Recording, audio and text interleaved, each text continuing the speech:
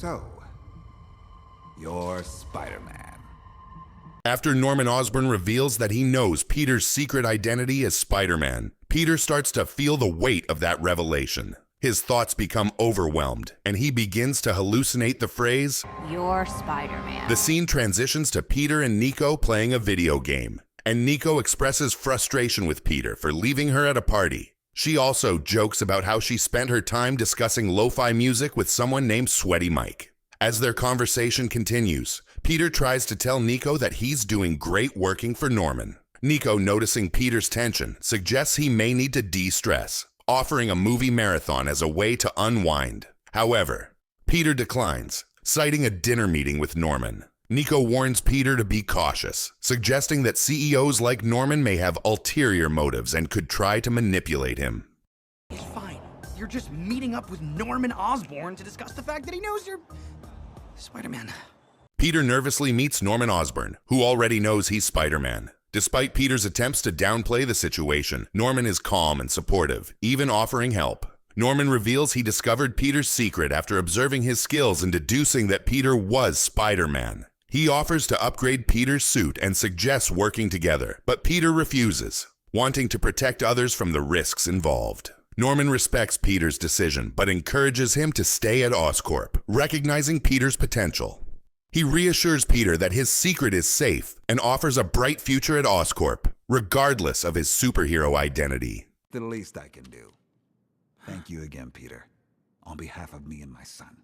The scene shifts to an unidentified couple. The man receives a message instructing him to leave money at a dumpster. The woman expresses concerns about the individuals they are dealing with, but the man reassures her, assuring her there is no cause for concern. He then proceeds to leave the money at the designated dumpster. However, the situation takes an unexpected turn when the dumpster seemingly comes to life, climbing the walls and moving away from the location, leaving behind a suitcase that appears to be property of Oscorp. They're doing business with you.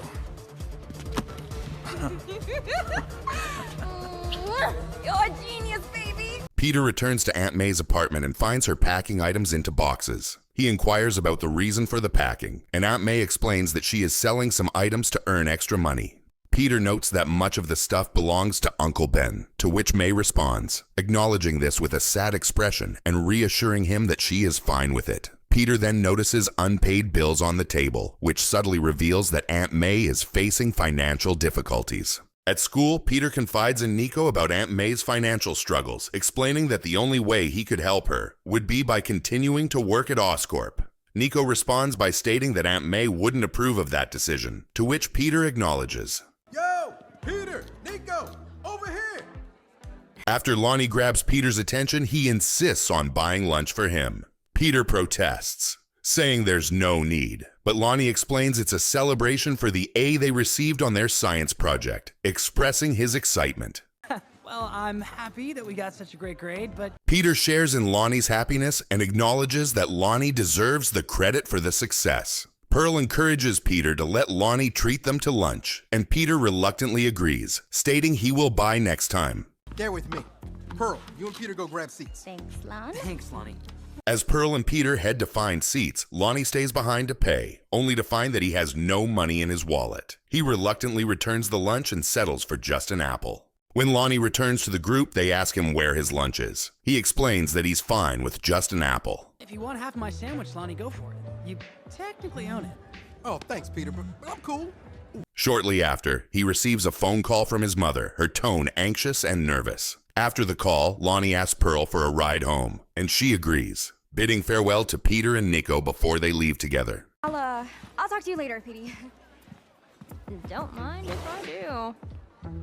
What? I'm like 93% sure they're not coming back. Pearl drives Lonnie home, but throughout the ride, Lonnie appears visibly upset. Pearl reassures him, telling him it's okay, and mentioning that this is the first time she's been to his house. Lonnie replies that he didn't want her first visit to be under these circumstances. Upon arriving, Lonnie exits the car and thanks Pearl. From a distance, he calls out to his father, asking if everything is okay, to which his father responds, telling him to go inside. Lonnie enters the house and finds his mother crying on the couch. He asks her where his brother is. And he'll be lucky if he ever leaves it again. So what happened? In a sad and angry tone, Lonnie's mother explains how she saw a police officer approaching her with his son standing beside him. The officer informed her that her son had been caught vandalizing a building with a gang. Shocked by the revelation, Lonnie, filled with anger, starts walking toward his brother's room, his frustration growing. Lonnie enters his brother's room, but to his frustration, his brother is not there. The scene transitions to a jewelry shop, where the unidentified couple is preparing to steal valuable items. As they begin their heist, a security guard approaches them. In response, the couple activates new, powerful gadgets, using them to incapacitate the guard, throwing him out of the store, crashing into a car outside.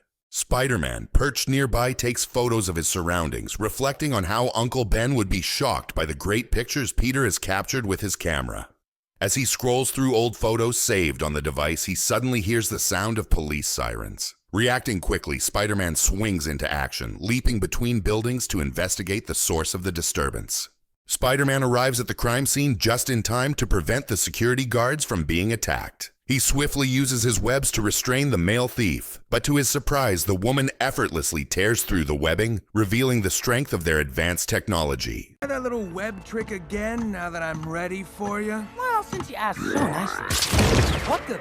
But the thief uses incredible speed to evade the attack. Determined, Spidey persistently tries to ensnare the super-fast criminal. Spider-Man continues battling the criminals but quickly finds himself outmatched by their advanced technology. During the fight, he spots a civilian in danger and instinctively leaps to save him from being crushed. However, this momentary distraction gives the criminals an opening, allowing them to land a powerful blow that sends Spider-Man crashing to the ground. The scene shifts to Lonnie, who arrives at the gang's hideout in search of his brother. Confronting him with a firm and angry tone, Lonnie insists that they need to leave immediately. His brother hesitates, reluctant to go, but ultimately agrees. Just as they are about to leave, the gang's leader, a towering, intimidating figure, steps forward, blocking their path. He coldly informs Lonnie that his brother is part of the gang now and cannot simply walk away. Fine. Me for my brother. Lonnie. I join your group and do what you want. You leave my brother alone. Trying to defuse the tension, Lonnie attempts to reason with him, but the only way to secure his brother's freedom is to take his place within the gang. Spider-Man is struck by his opponent, sending him crashing forcefully into a row of parked cars. As the police arrive to intervene, they quickly find themselves outmatched by the criminals' advanced weaponry. Spider-Man, can you hear me? Hello? God? It's me, Spidey. Spider-Man, it's Norman. Mr. Osborn? Where are you? Amid the chaos, Peter suddenly hears the voice of Norman Osborn guiding him, offering strategic advice on how to counter his formidable foes. Surprised by the unexpected assistance, Peter chooses to listen, adjusting his approach. Right, can do, Mr. Osborn. Using clever tactics, he strategically webs his opponents, causing their weapons to malfunction. The devices spiral out of control, disorienting the criminals until they ultimately crash to the ground, defeated. Thanks for your help. Oh earlier. my God! Oh, what are you doing up there? Don't scare me like that. Oh my gosh. Gee. Mr. Osborn, sorry, I didn't mean to. After the battle, Peter pays Norman Osborn a visit, unintentionally startling him. Spider-Man expresses his gratitude for Osborn's assistance, to which Osborn remarks that it seemed like he needed it. Peter acknowledges this and adds that they make a great team, before telling Osborn that he's officially on board. Peter finds himself presenting his science project, but his lab partners and teachers appear uninterested, looking bored as he explains. Mr. Whitman, visibly frustrated, abruptly yells at Peter, criticizing him for not speaking loudly enough and calling his project inefficient compared to Oscorp's standards. Suddenly, a security guard enters the lab, announcing that Mr. Osborn wants to meet with Peter again. Raise your hand if you find it bizarre. Mr. Osborn always wants to meet with Peter.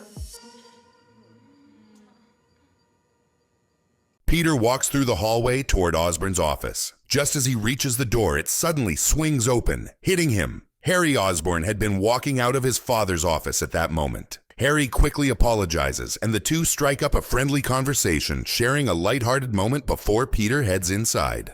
Your dad is kinda intimidating. Don't let my dad scare you. Look, dude, you're like way younger than him. Anything happens, you can outrun him. Hope I see you around, Peter. Peter steps into Norman's office, and without hesitation, Norman activates his privacy protocol, causing the room to go into full lockdown so they can speak in private about Spider-Man. As Peter approaches Norman's desk, he notices a news broadcast playing on the screen. A reporter is discussing the Sokovia Accords, explaining that all superheroes are now required to register with their respective governments. She goes on to recount the events of the Avengers Civil War, detailing how they fought against each other and how Captain Rogers and Barnes are still fugitives. I mean, they're the Avengers. They'll patch things up, right? Maybe. Maybe not. That's their problem to solve.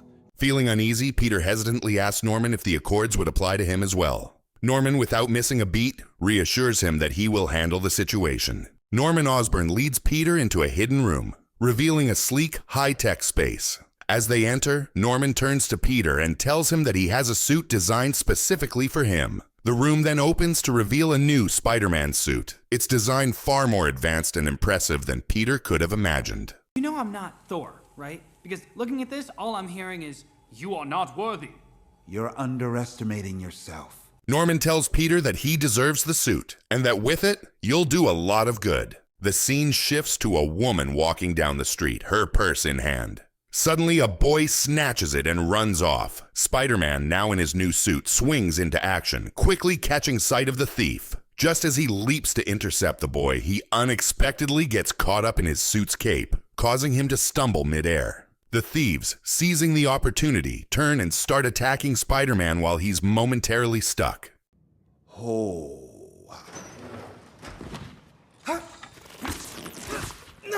I'm gonna need to see some other options.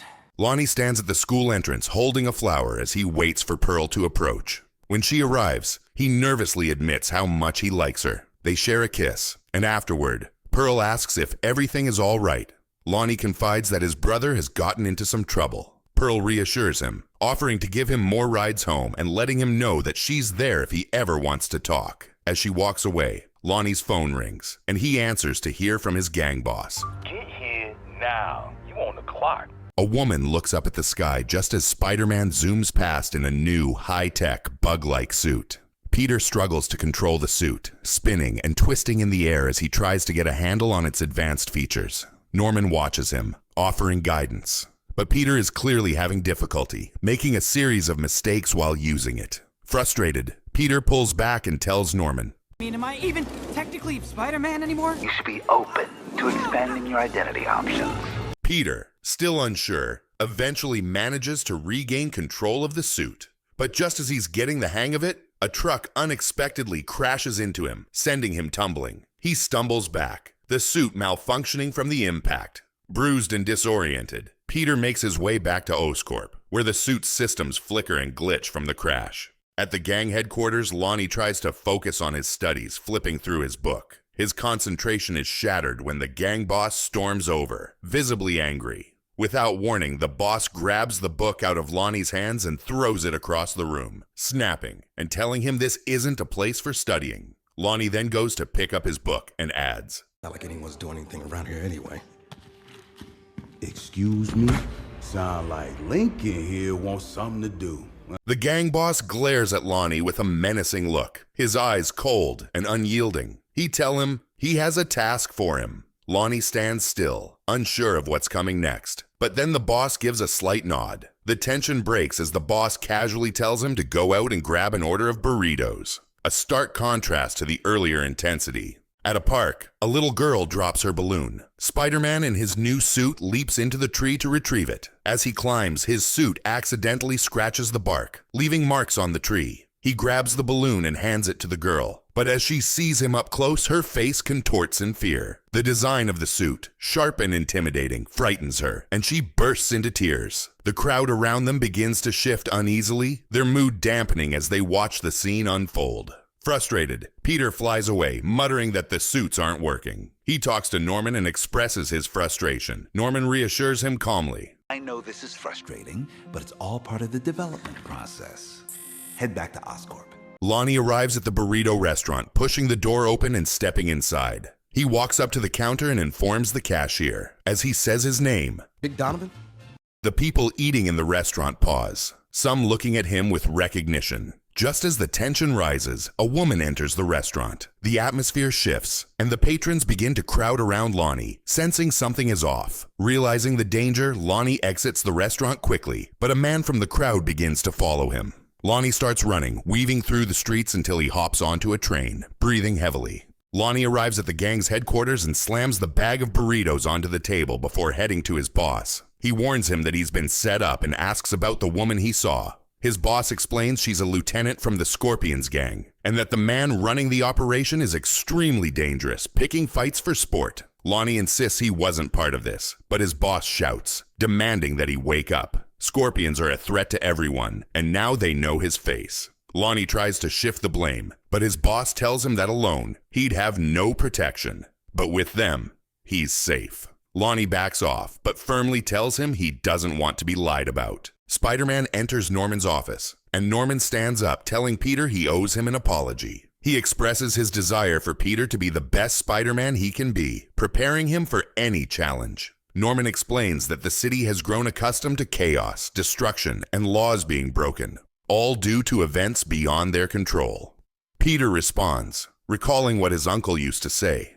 My uncle used to say no one's tougher than New Yorkers. Norman agrees, emphasizing that now they're working together, he's aiming to make Peter a better hero. He proposes creating a team of heroes, ones who are stronger and more capable than the current ones. Peter, filled with doubt, admits he's afraid of not living up to Norman's expectations. Norman reassures him, saying that he will, and that together they'll perfect a new generation of heroes. Norman then reveals an improved version of Spider-Man's suit, causing Peter to gasp in disbelief and uncertainty.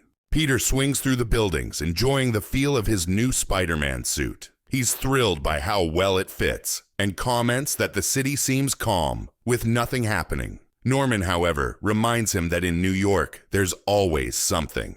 Just then, a bank robbery erupts, and alarms begin to blare as the robbers flee in their van. They try to escape but are blocked by the police, who are quickly pushed aside when the van charges at them, crashing into their cars. Spider-Man, perched atop a building, spots the chaos below. The van's reckless driving causes crashes and explosions, starting a fire that puts civilians in danger. Without hesitation, Spider-Man swings into action, rescuing people from their cars and moving them to safety, away from the flames. Clear! Get to the side of the road!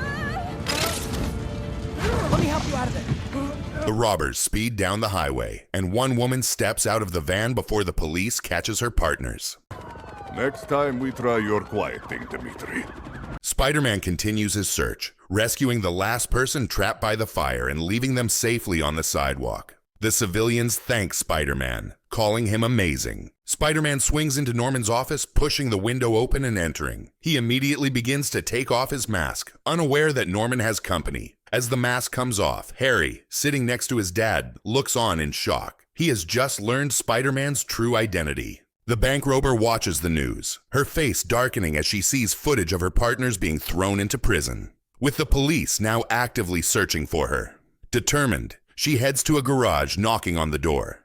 It creaks open, revealing a new character with sharp glasses and a crisp, calculating expression, ready to help her with whatever comes next. You are the man selling weapons? Weapons?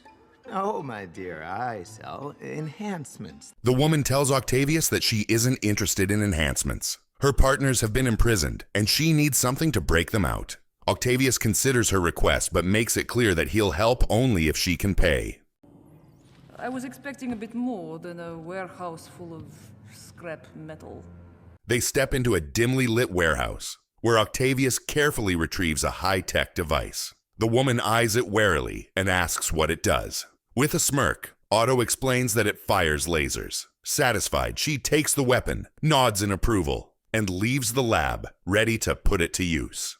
This situation, it's all beneath me. I know, sir, but we're almost there. Otto sighs. He grumbles that he should be working with people of greater significance, that his name deserves more recognition. His assistant, calm and measured, advises him to be patient. Otto pauses for a moment, then smirks, his confidence unwavering. He agrees, but assures his assistant that soon everyone will know his name.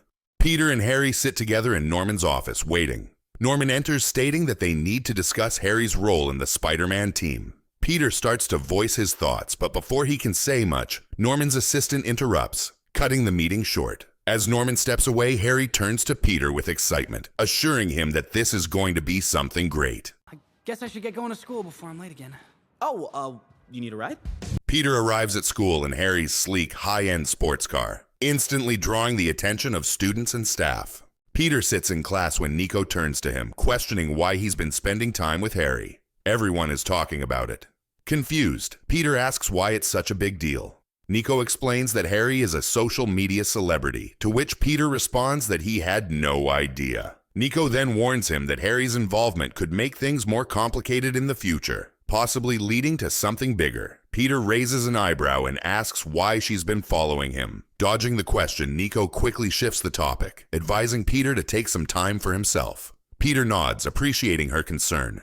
Lonnie's coach pulls him aside, acknowledging his talent but making it clear that he can't excuse him missing practice. Lonnie nods, admitting he's dealing with some personal matters. You got the skills to go pro. Don't throw it all away now. Lonnie smiles, assuring him that he won't waste his chance. Outside, Pearl, who overheard the conversation, waits for him. Lonnie notices but doesn't react, simply walking with her to class. As they walk, Pearl tells him that she and Peter have been covering for him. Nico wonders about the Avengers' future, admitting she's never been a Tony Stark fan, but also thinks Rogers isn't entirely right. She believes superhumans should register for public safety. Like, imagine if me and you got super suits and went around causing collateral damage and punching people. That would be weird. Noticing Peter's distraction, she asks why he's ignoring her. Peter reveals he's been getting tickets for a movie she's been dying to see. Surprised and excited, Nico instantly agrees to go. The football team cheers as Lonnie returns, their faces lit with excitement. He smiles, feeling welcomed, and opens his locker when his phone buzzes. It's Big Don. Lonnie hesitates before answering, trying to explain that he's at school and it would take him a while to reach the hideout. But Don cuts him off, revealing he's already sent someone to pick him up. Big Don tells Lonnie he has no choice in the matter. Reluctantly, Lonnie agrees, his gaze shifting sadly toward his teammates practicing, knowing he's about to walk away from it all. Harry surprises Peter through the comms, joking that he's bored being homeschooled with all his friends busy. He also mentions that Peter's new suit needs some color. Peter agrees, suggesting he'd like it to resemble Captain America's, revealing that both of them are huge Cap fans. Broke a few laws to help his best friend. Who wouldn't? Neither of them seem to care about Rogers' recent actions during Civil War. In prison, the bank robbers make their escape, aided by the new equipment provided by Otto. Once they're free, the crew gathers and starts discussing their plan to flee. However, the woman interrupts, saying she wants to have some fun first. Without hesitation, she begins blasting random places, causing chaos and destruction. Hey, I just stole that bike. Nice work. What are you gonna do with the bike? Good question. You think if I put a note on it, people would respect the honor system? Harry informs Peter through the comms that a jailbreak is in progress. Mila, armed with her lasers, destroys everything around her. Peter arrives just in time to save a police officer from being blasted. Mila attempts to shoot him with her lasers, but Spidey skillfully dodges, narrowly avoiding each blast. He tries to close the distance, but Mila grabs him and throws him away. Meanwhile, her crew discusses their escape plan. Mikkel argues that they should help Mila, but the others reject his suggestion, deciding to leave without her. Is that all you've got, little spider? I'm just getting started.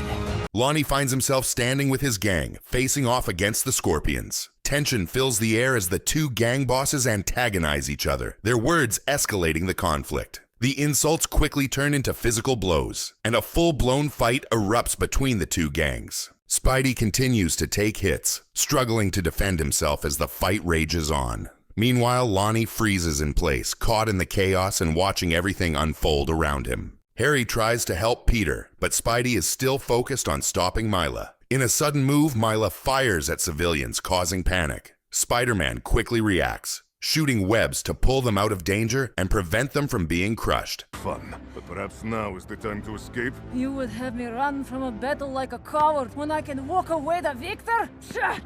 Peter continues to endure the punches, but now with determination in his eyes. He tells Mila that he's ready for her. With no more civilians in danger, he's focused entirely on stopping her. Lonnie skillfully dodges the incoming punches, his eyes scanning the scene. He spots Dawn in danger, about to be stabbed. Mila calls out to Mikkel before suddenly firing her lasers at him.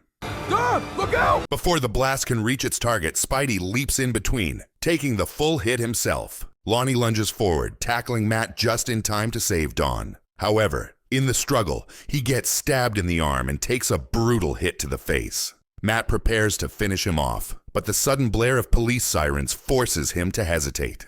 Chaos erupts as both gangs scatter, disappearing into the night. Mikkel confronts Mila regarding her reckless actions, accusing her of gambling with his life. Mila defends her actions, claiming she anticipated Spider-Man's intervention. Despite this, Mila attacks Spider-Man, attempting to crush him, and then unleashing a powerful energy blast. Mikkel intervenes, removing Mila's helmet and saving Spidey. Stopping you. The longer we linger here, the more likely the Iron Man or his friends will appear. Now let's go! This action enrages Mila, who asserts her dominance and attempts to regain control of the situation. Peter, unfazed, disarms Mila by snatching her helmet. This unexpected move effectively neutralizes both villains, allowing law enforcement to apprehend them. Nico awaits Peter at the cinema entrance. Upon his arrival, Nico observes bruises on Peter's face and inquires about their origin. Peter dismissively attributes them to a minor slip on a banana peel. Nico expresses concern that Peter might be avoiding her. At that moment, Harry Osborn appears, greeting Nico. Nico visibly freezes, revealing an unexpected connection between them. Peter apologizes for inviting Harry, but Nico assures him it's not a problem. Come on, let's grab some snacks. My treat. It's fine. Dawn expresses gratitude to Lonnie for his heroic rescue, detailing the events to the assembled gang. The gang responds with enthusiastic cheers. Dawn reaffirms his trust in Lonnie's bravery. Lonnie, acknowledging the praise, requests Dawn a favor. I need you to stop calling me superstar, man, because I hate it. Dawn, in response, bestows a new nickname upon Lonnie, Doomstone. Doomstone. Yeah, I can't lie. Kinda like it.